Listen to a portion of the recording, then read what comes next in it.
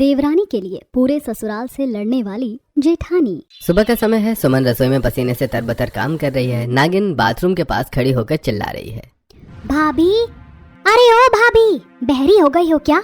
कितनी बार कहा था कि समर चलाकर मेरी बाल्टी भर देना। मेरी बाल्टी भरी कि नहीं?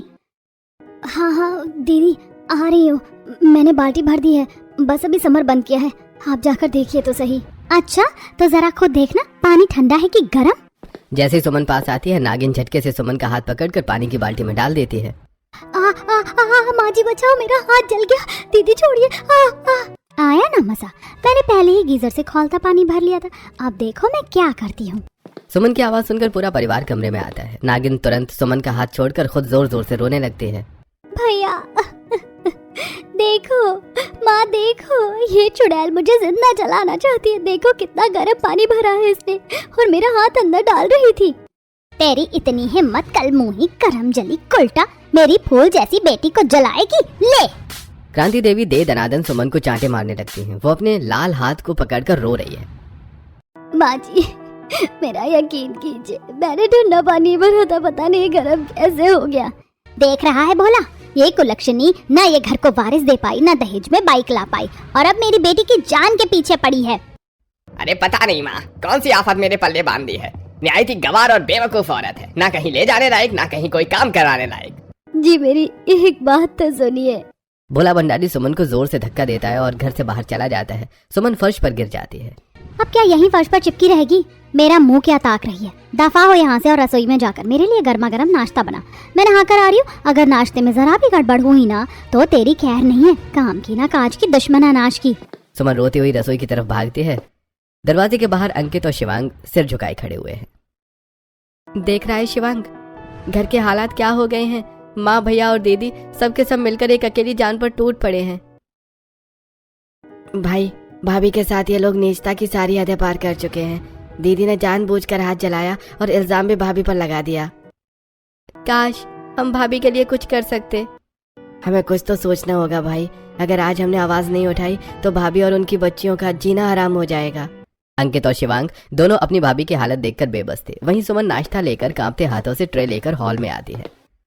माँ जी, चाय ले लीजिए।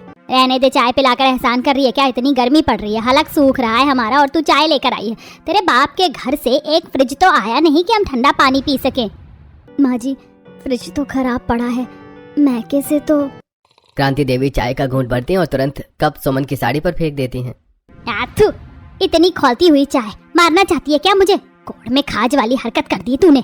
पहले ही गर्मी से मर रहे हैं, ऊपर से ये गरम जहर पिला रही है। माँ जी, ये क्या किया आपने?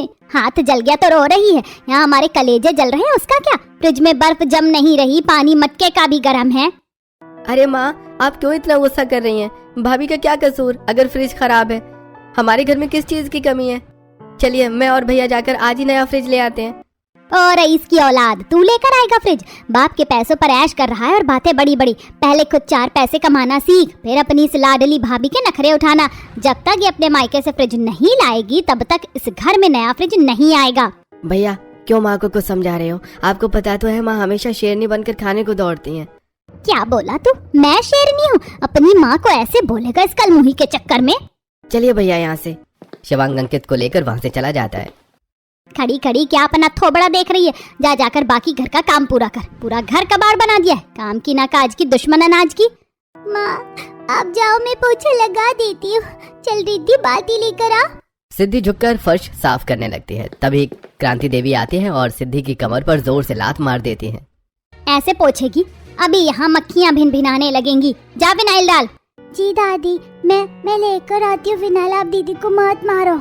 अरे देखो तो सही, इस कुलक्षणी ने लड़कियों को कैसी पट्टी पढ़ाई है। एक को कुछ कहो तो तीनों की तीनों सर पर चढ़ जाती हैं, जैसे मुझे कच्चा ही खा जाएंगी। अरे भगवान, सुबह सुबह थोड़ा चुप भी हो जाया करो, कितनी भौंकती हो। ए जी, तुम तो चुप ही रहो। तुम्हारे पास सुड़क सुड़क चाय पीने और अखबार पढ़ने के अलावा कोई काम तो है नहीं। मल्होत्रा जी से बात हुई कि नहीं? अरे वो थोड़ा धीरे बोलो, कहीं वो सुन ना ले। सुन लेगी तो क्या मेरा सिर काट लेगी? सुन लेने दो। अपने मायके से ना ढंग का दहेज लाई, ना कोई लड़का पैदा कर पाई। अब मैं अपने लड़के की दूसरी शादी करूंगी। सुमन दरवाजे के पीछे खड़ी है, सब सुन लेती है और उसकी आंखों से आंसू बहने लगते हैं। लेकिन माँ जी, ये आप क्या कह रही हैं? दूसरी शादी? तू बड़ों के बीच में कान लगा रही है, चल निकल यहाँ से। अरे मेरी बात हो गई है। मल्होत्रा जी की लड़की 1 हफ्ते में हमारे पास आ जाएगी, फिर हम भोला की मुलाकात करवाएंगे। हाँ, और 20 लाख रुपए दहेज मिलेगा, फिर देखना हमारी ठाट बाट। इस कलमुही से तो पीछा छुड़ाना ही पड़ेगा। सुमन बेबस होकर अपनी बच्चियों को गले लगा लेती है। अगले दिन की सुबह सुमन रसोई में पसीने से तरबतर होकर कचौड़ियां तल रही है। दूसरी तरफ कमरे में भोला तैयार हो रहा है और अपनी शर्ट ढूंढ रहा है। अरे ओ सुमन, मेरी सफेद शर्ट प्रेस हुई है कि नहीं हुई है? कल से बोल रखा है, ऑफिस के लिए देर हो रही है। जी बस अभी आई, बस लेकर आई आपकी शर्ट। सुमन भागती हुई कमरे में आती है और अलमारी से प्रेस की हुई शर्ट निकालकर भोला को देती है। भोला जैसे ही शर्ट खोलता है, शर्ट के बीचों बीच एक बड़ा सा जलने का छेद दिखाई देता है। ये क्या है? ये किसने किया? ये शर्ट किसने जलाई?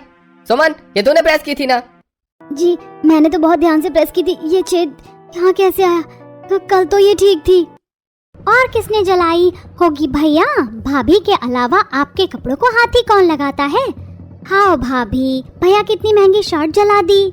ये तो वही है ना जो माँ ने जन्मदिन पर दी थी। नहीं दीदी, मैंने नहीं जलाई, मुझे तो पता भी नहीं। भैया ये ना माँ की दी हुई हर चीज से नफरत करती है, ये जानबूझकर माँ की दी निशानी जला रही है ताकि आपको माँ से दूर कर सके। कैसी औरत हो भाभी तुम? तेरी इतनी हिम्मत, चुड़ैल कलमुही कहीं की। वैसे भी तू कहीं के ले जाने लायक नहीं है। किसी के सामने खड़ा करूँ तो मुझे शर्म आती है। न पढ़ना आता है, न लिखना आता है। अब तुझसे घर के काम भी नहीं होते। अरे भैया शांत हो जाओ, क्यों अपना खून जला रहे हो उसके पीछे? लो गरम गरम कचौड़ी खाओ, मैंने अपने हाथों से बनाई है आपके लिए। भोला गुस्से में सुमन को धक्का देता है और कचौड़ी खाने लगता है। वाह, कचौड़ी तो बहुत लाजवाब बनी है। नागिन, ये तूने बनाई? और कौन बनाएगा भैया? आपकी बहन के अलावा इस घर में हाथ हिलाता ही कौन है? ये तो बस अपनी इन तीनों पनौतियों को लेकर बैठी रहती है। दुष्ट, तू क्या यहाँ बस मुफ्त की रोटियां तोड़ रही है और मेरी बहन से काम करवा रही है? सुमन अपनी बच्चों की तरफ देखकर चुप हो जाती है। अब 1 हफ्ता बीत चुका है। भोला अच्छे कपड़े पहनकर घर लौट रहा है। आ गया मेरा लाडला। बता बेटा, कैसी लगी मल्होत्रा जी की बिटिया? अरे माँ क्या बताऊँ, वो तो एकदम अप्सरा है। कितनी स्टाइलिश है, चलने का तरीका, बैठने का सलीका, बात करने का तरीका, सब एकदम टॉप क्लास। अरे उसके बाप के बारे में क्या बात पक्की समझे? क्यों नहीं होगी, पूरे 20 लाख रुपए नकद दहेज देंगे वो। भोला बेटा, अगर तेरी उससे शादी हो गई ना तो हम लखपति बन जाएंगे। सच में माँ? 20 लाख? लेकिन माँ, इस सुमन का क्या करेंगे? इसे रास्ते से कैसे हटाएंगे? तो उसकी चिंता मत कर, मैंने सब सोच लिया है। बस 1-2 दिन रुक, उसे ऐसी लात मार कर निकालूंगी कि अपनी 3 पनौतियों के साथ दर दर की ठोकरें खाएगी। सुमन के देवर सारी बातें सुनकर एक दूसरे की तरफ देख रहे हैं। शिवांग, सुना है तूने? ये लोग भैया की दूसरी शादी के लिए भाभी को घर से निकालने की साजिश रच रहे हैं, वो भी सिर्फ 20 लाख रुपए के लिए। भाई ये तो अनर्थ है। हमारे घर वाले कितने गिर सकते हैं, मैंने सपने में भी नहीं सोचा था। हम ये नहीं होने देंगे। हमें कुछ न कुछ करके इन सबको सबक सिखाना ही पड़ेगा। अगले दिन सुबह नागिन चुपके से रसोई में जाती है। दूध के पतीले से मोटी मलाई उतार कर मजे से खा रही है। फिर जानबूझकर थोड़ा सा दूध फर्श पर गिरा देती है और शोर मचाती है। माँ भैया जरा देखो तो इस मलाई चोर को। क्या हुआ लाडो, क्यों गला फाड़ रही है? देखो ना माँ, तभी मैं कहूँ कि हमें चाय इतनी पतली क्यों मिलती है? भाभी सारा मलाई वाला दूध खुद पी जाती है, चोर कहीं की। नहीं माँ जी, मैंने तो मलाई छुई तक नहीं। अच्छा तो क्या मैंने मलाई खाई? माँ देखो, चोरी और ऊपर से सीना जोरी। करमजली कल्टा कलमोही, अभी तक तो तू हमारी छाती पर मूंग दल रही थी, अब चोरी भी करेगी? क्रांति देवी फिर से एक बार सुमन को चांटा मारती है और गुस्से में बड़बड़ाती हुई रसोई से चली जाती है। वहीं दूसरी तरफ नागिन चुपके से भोला के पर्स से 100 का नोट निकालती है और सुमन को बड़ी बेटी सिद्धि के हाथ में थमा देती है। ले लाडो, ये ले पैसे, जा अपनी बहनों के साथ जाकर ढेर सारी चॉकलेट और चीज ले आ। बच्चियां खुश होकर बाहर से सामान ले आती हैं। तभी नागिन भोला को हाथ पकड़कर बाहर ले आती है। भैया देखो देखो अपनी लाडलियों को, हाथ में क्या है इनके? 100 रुपए का नोट। भाभी शर्म नहीं आती आपको? बच्चों को चोरी करना सिखा रही हो? मेरा 100 रुपए का नोट गायब है। सुमन, तेरी इतनी हिम्मत, तूने मेरे पास से पैसे चुराए? नहीं जी, मैंने पैसे नहीं लिए। झूठ, सफेद झूठ बोल रही है भैया। एक तो ये 3 मनहूस पैदा कर दिए, ऊपर से उन्हें घर में डकैती डालना सिखा रही है। कल मोही हमारे घर को लूट लेगी तू, तेरे हाथ काट देने चाहिए। तू कहीं जाकर मर क्यों नहीं जाती? क्रांति देवी फिर से सुमन के ऊपर थप्पड़ों की बारिश कर देती हैं। यार अंकित, समझ में नहीं आ रहा है, 2 दिन से माँ और दीदी के अत्याचार ज्यादा ही नहीं बढ़ गए हैं? भैया मुझे तो कुछ दाल में काला लग रहा है। ये दोनों मिलकर जरूर कुछ न कुछ बहुत बड़ा करने वाली हैं। अंकित और शिवांग दोनों को अपनी माँ और बहन पर शक होता है और अगले दिन की सुबह क्रांति देवी अचानक सोफे पर हाथ पैर पटकने लगती हैं। नागिन उनके पास बैठकर छाती पीट रही है। हाय राम, मैं तो मर गई रे। कोई बचाओ, मेरा जी घबरा रहा है, चक्कर आ रहे हैं। हे भगवान, मेरा ब्लड प्रेशर बढ़ गया है। हाय राम, माँ को क्या हो गया? माँ आंखें खोलो। अरे ओ कल मुँह ही खड़ी खड़ी क्या तमाशा देख रही? जा जाकर फ्रिज से ठंडा पानी लेकर आ, माँ की घबराहट बढ़ रही है। जी दीदी, अभी लाती हूँ। सुमन रसोई में भागती है और फ्रिज से पानी लेकर आती है। लीजिए माँ जी, पानी पीजिए। तू मुझे मारना चाहती, इतना खौलता हुआ पानी पिलाएगी इस हालत में? तू चाहती है मेरा दम निकल जाए? चाहे यहाँ से नाश पीती, अगर आज मेरी माँ को कुछ भी हुआ ना तो तुझे कच्चा चबा जाऊंगी। अपने मायके से एक फ्रिज नहीं ला सकती तू? दीदी, मेरे माँ बाप के पास तो खाने को नहीं, वो फ्रिज कहाँ से देंगे? इसीलिए तो हमने भैया की शादी तुझसे की थी ना। दहेज दिया ना फ्रिज, बस 3 पनौतियाँ लाकर खड़ी कर दी। दीदी, शादी में पापा ने 5 लाख रुपए दिए तो थे। अच्छा, अब हमें 5 लाख का उल्हाना देगी? नकटे का खा लो, कुटे का कभी मत खाओ। आज तूने अपनी औकात दिखा दी, निकल जा मेरे घर से अपनी इन 3 पनौतियों को लेकर। नागिन सुमन का हाथ पकड़कर उसे घसीटती है। क्रांति देवी तीनों छोटी बच्चियों को गर्दन से पकड़कर धक्के मार रही है। चल निकल, चारों दफा हो जाओ यहाँ से। बुआ जी मत निकालिए, हमें डर लग रहा है। दादी जी छोड़ दीजिए। हट पीछे, बहुत हुआ तुम्हारा नाटक। आज से इस घर के दरवाजे तुम्हारे लिए हमेशा के लिए बंद हैं। सुमन और उसकी तीनों बेटियां सड़क पर गिर जाती हैं। वहीं घर के अंदर दोनों माँ बेटी जोर से हंसने लगती हैं।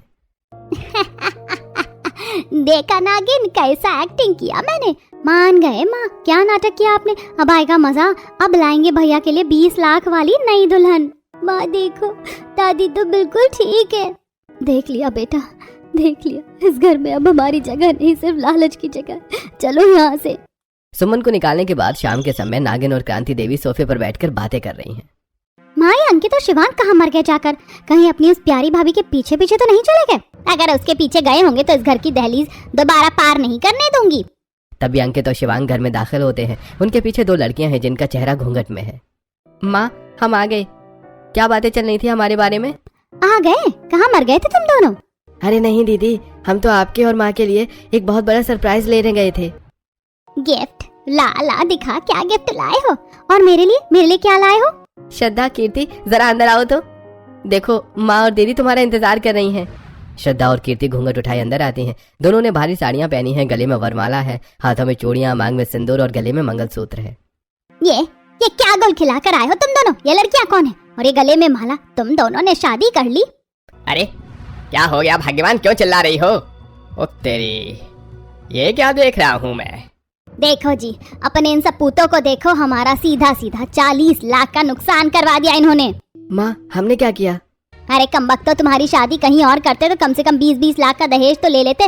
40 लाख पर पानी फेर दिया तुम दोनों ने।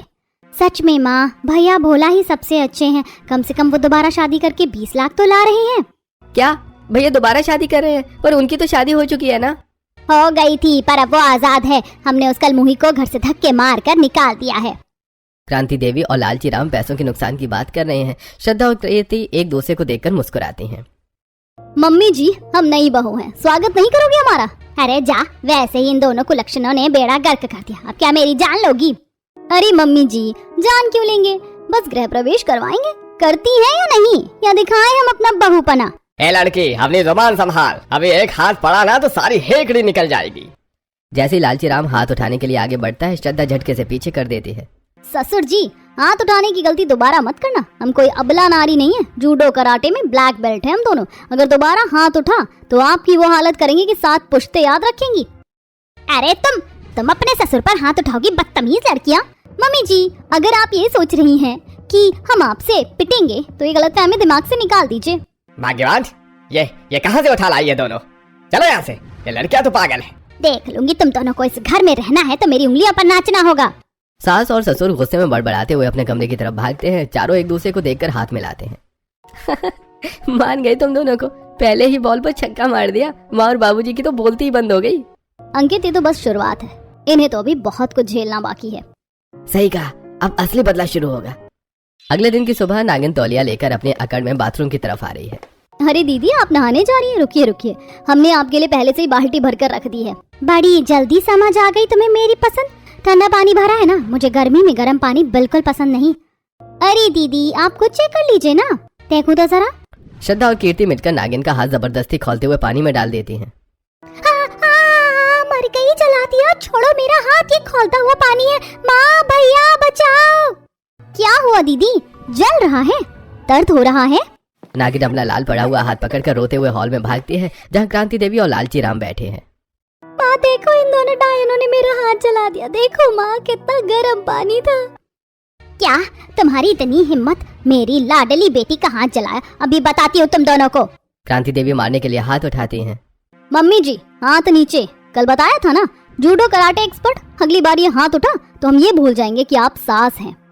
और ससुर जी, आप क्या देख रहे हैं? जाइए पोछा उठाइए और पूरे आंगन की सफाई कीजिए। यहाँ पूरे दिन लुगाई पंचायत में ध्यान देना बंद कीजिए।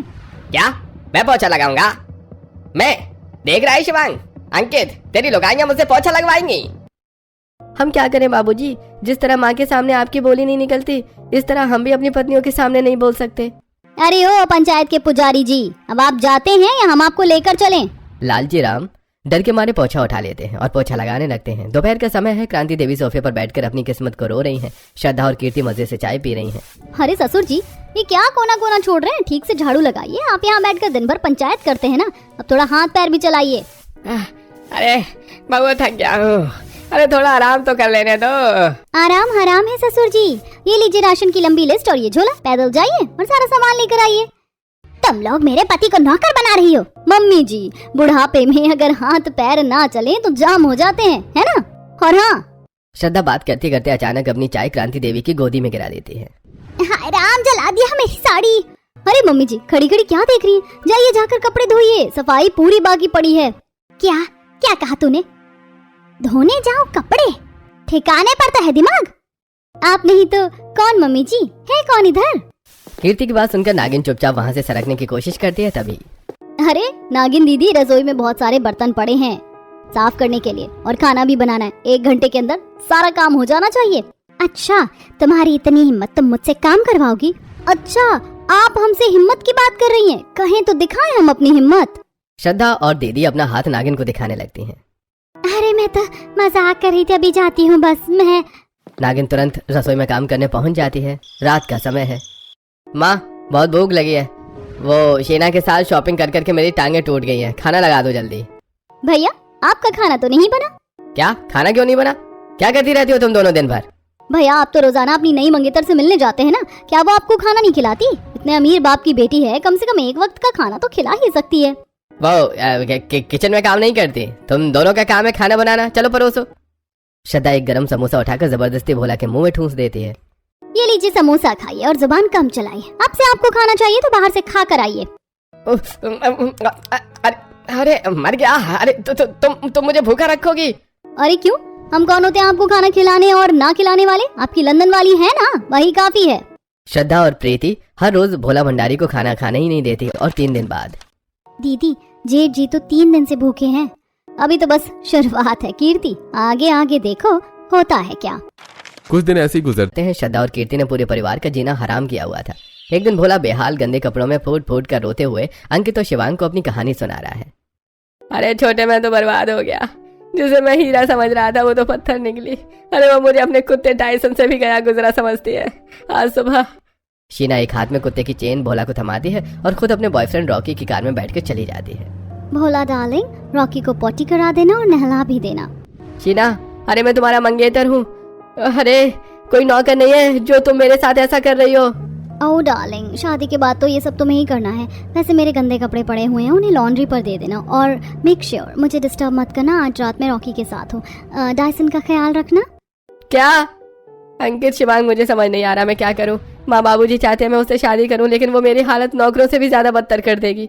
अरे भैया, तो आप मना क्यों नहीं कर देते? अरे आज मुझे अपने कर्मों का अफसोस हो रहा है। मैंने माँ और दीदी के कहने पर बेचारी सुमन के साथ न जाने क्या क्या किया। पता नहीं वो जिंदा भी होगी या नहीं। और मेरी बच्चियां। भोला को अपने किए पर पछतावा होता है और वो फूट फूट कर रोने लगता है। उसी समय नागिन फर्श पर बैठी है। श्रद्धा और कीर्ति ने उसके सामने ढेर सारे गंदे कपड़े और बर्तन रख दिए हैं। दीदी, ये सारे कपड़े धोइए और रगड़ रगड़ के साफ करिए। मुझसे नहीं होगा, मेरी कमर टूट रही है। माँ बचाओ मुझे। चुप, आवाज निकाली तो याद रखना, आज रात का खाना भी नहीं मिलेगा। नागिन डर की वजह से सारा काम करने लगती है। वही लालची राम जी रोज ही बर्तन मांज रहे हैं और सास खड़ी होकर देख रही है। ससुर जी बर्तन चमकने चाहिए। और मम्मी जी आप क्या देख रही हैं? जाइए चूल्हा जलाइए। आज हम लोग गैस की नहीं चूल्हे की रोटियां खाएंगे। लेकिन बहू बहुत गर्मी है, ऐसे में चूल्हे की रोटियां। क्यों, क्या हुआ माँ जी? आपको भी गर्मी लगती है? वैसे अगर 2 दिन खाना पानी ना मिले तो कैसा लगता होगा? नहीं नहीं बहू, मैं भूखी नहीं रह पाऊंगी। अभी जाकर मैं चूल्हा जलाकर रोटियां बनाती हूँ। श्रद्धा और कीर्ति अपने ससुराल वालों को सबक सिखाने के लिए इसी तरह उन्हें परेशान करती रहती है। कुछ दिन बाद नागिन बहुत सज धज कर बैठी है, उसके लिए नाश्ता आया है। देखिए भाई साहब, मेरी लाडो साक्षात लक्ष्मी है जो घर में आएगी खुशियाँ भर देगी। खुशियाँ तो भर देगी मम्मी जी, पर भाई साहब अगर दीदी ने शादी के बाद सिर्फ लड़कियां पैदा की तो आप इन्हें घर से तो बाहर नहीं निकालेंगे ना, क्योंकि हमारे घर में तो यही रिवाज है। इन्होंने अपनी बड़ी भाभी को 3 बेटियों की वजह से धक्के मारकर सड़क पर फेंक दिया था। क्या बहू को घर से निकाल दिया बेटियों की वजह से? हाँ, और इतना ही नहीं, ये अपने बड़े बेटे की दूसरी शादी भी 20 लाख रुपए के लालच में करवा रहे हैं। अरे आप लोग अपने बेटे को 20 लाख रुपए में बेच रहे हैं और हमारे लड़के से बिना दहेज के रिश्ता जोड़ने चले थे। नहीं, ये सब झूठ बोल रही है, ये हमें फंसा रही है। झूठ? दीदी अभी मोहल्ले वालों को बुलाऊं क्या? जी ऐसी सोच वाले लोगों के यहाँ हम पानी भी ना पिए, चलो जी यहाँ से। लड़के वाले रिश्ता ठुकरा कर चले जाते हैं। नागिन जमीन पर बैठकर सिर पीट रही है। तुमने मेरा रिश्ता तोड़वा दिया, मेरा घर बसने से पहले ही उजाड़ दिया। हमने नहीं दीदी, आपके अपने कर्मों ने आपका रिश्ता तोड़ा है। अब देखिए मम्मी जी, जब तक 20 लाख नहीं होंगे आपके पास, आपकी लाडो कुंवारी बैठी रहेगी। तीनों मातम मना रहे होते हैं। दोपहर में क्रांति देवी सोफे पर बैठी गर्मी में बेहाल है, उसका गला सूख रहा है। बाहू बहुत प्यास लगी, थोड़ा ठंडा पानी पिला दे, जी घबरा रहा है मेरा। अरे मम्मी जी ये लीजिए पानी पीजिए। श्रद्धा जबरदस्ती क्रांति देवी के मुंह से लोटा लगा देती है। जल गई, मेरा मुंह जल गया, तुम मुझे मार डालना चाहती हो? अरे मम्मी जी अभी तो सिर्फ गर्म पानी पिया है, अभी तो गरम गरम खाना बाकी है। कीर्ति जबरदस्ती एक चम्मच गरम सब्जी उनके मुंह में ठूसने की कोशिश करती है। क्रांति देवी छटपटा जाती हैं। बहू मेरा सिर फटा जा रहा है, 1 कप कड़क चाय पिला दो, भगवान तुम्हारा भला करेगा। ये लीजिए मम्मी जी आपकी स्पेशल चाय। ये क्या है, तो बर्फ जैसी ठंडी है, चाय भी कहीं ठंडी पी जाती है। क्यों मम्मी जी, इतनी गर्मी में आपको गरम चाय कहाँ अच्छी लगती है? आप तो ठंडी चीजें पसंद करती है ना। अब चुपचाप ये ठंडी चाय पीजिए, वरना कल से ये भी नसीब नहीं होगी।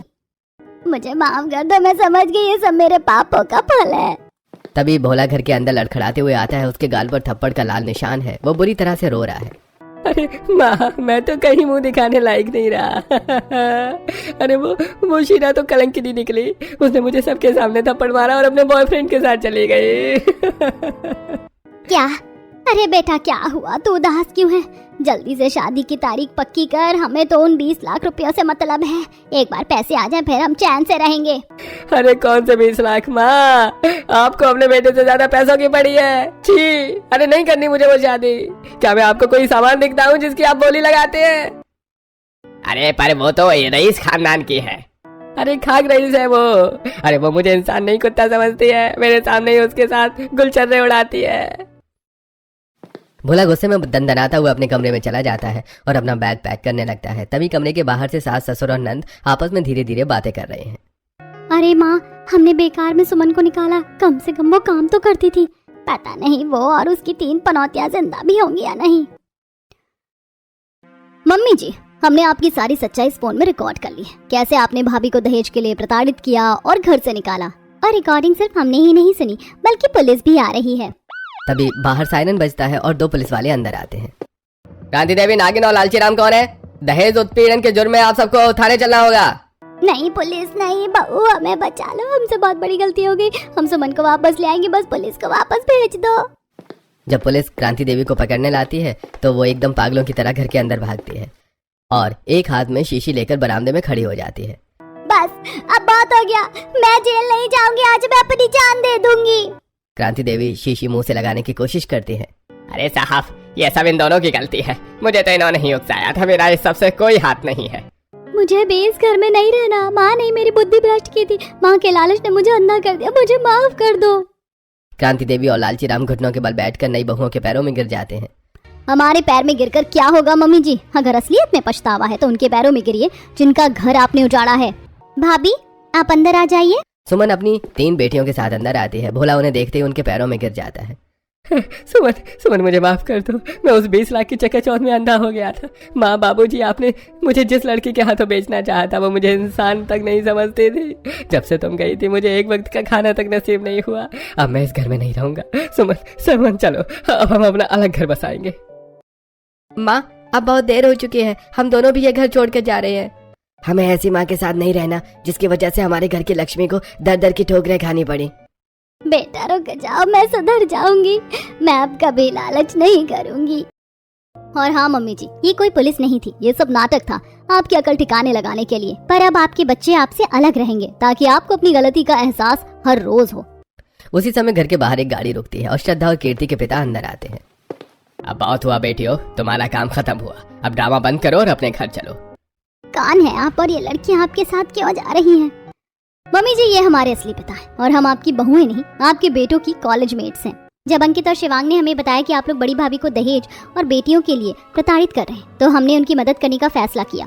हमने ये नाटक इसलिए रचा ताकि आप लोगों को एहसास हो सके कि आप क्या खो रहे हैं। जैसे ही लड़कियां अपने पिता के साथ बाहर जाने लगती हैं, अंकित और शिवांग दौड़कर उनका हाथ रोक लेते हैं। रुको श्रद्धा, माना कि ये सब एक नाटक से शुरू हुआ था, लेकिन इस दौरान हम सच में तुमसे प्यार करने लगे हैं। क्या तुम सच में मेरी जीवन संगिनी बनोगी? कीर्ति, हम वादा करते हैं कि हम तुम्हें इस घर में नहीं रखेंगे जहाँ औरतों की इज्जत नहीं होती।